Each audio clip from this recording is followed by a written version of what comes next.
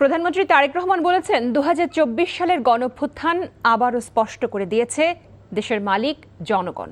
তাই জনপ্রশাসনের কর্মকর্তা হিসেবে জনগণের স্বার্থ ও কল্যাণ নিশ্চিত করা সরকারি কর্মকর্তা কর্মচারীদের প্রধান দায়িত্ব। প্রধানমন্ত্রী আরও বলেন, দীর্ঘদিন ধরে ন্যায়ভিত্তিক ও জবাবদিহিমূলক শাসন ব্যবস্থা প্রত্যাশায় থাকা সাধারণ মানুষের আকাঙ্ক্ষার সরকার হচ্ছে বিএনপি সরকার। বিয়াম ফাউন্ডেশনের তৃতীয় ভবনের ভিত্তিপ্রস্তর স্থাপনকালে এসব কথা বলেন তারেক রহমান। দেখুন ইফতেখার রেজার রিপোর্ট। বিয়াম ফাউন্ডেশনের নতুন ভবনের ভিত্তিপ্রস্তর স্থাপন করেন প্রধানমন্ত্রী তারেক রহমান। এরপর সরকারি কর্মকর্তা কর্মচারীদের দেন দিক নির্দেশনা।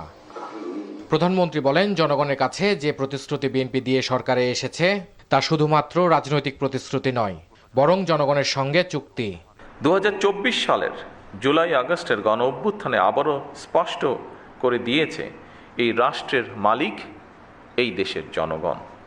সুতরাং জনপ্রশাসনের কর্মকর্তা হিসাবে রাষ্ট্রের মালিক জনগণের স্বার্থ এবং কল্যাণ নিশ্চিত করা আপনাদের প্রধান দায়িত্ব। দেশ এবং জনগণের কাছে আমাদের যেই প্রতিশ্রুতি দিয়ে এসেছি আমরা,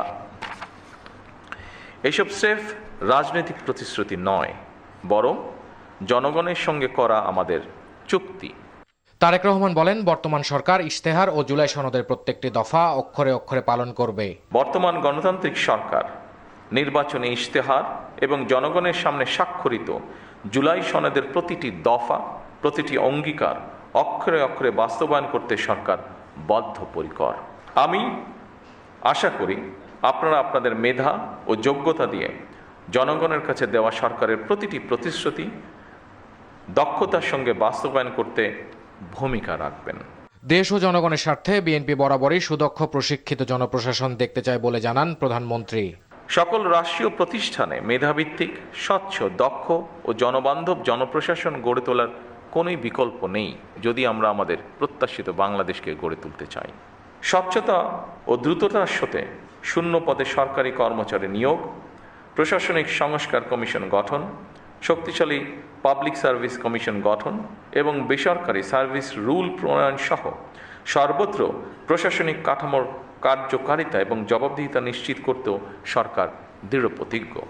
তিনি আরও বলেন, সরকার মেধা নির্ভর, সৃজনশীল, দক্ষ ও দায়িত্বশীল মানব সম্পদ গড়ে তুলতে বদ্ধপরিকর। এরপর বিয়াম ল্যাবরেটরি বিদ্যালয় পরিদর্শন করেন প্রধানমন্ত্রী তারেক রহমান। Iftekhar Reza, NTV news, Dhaka.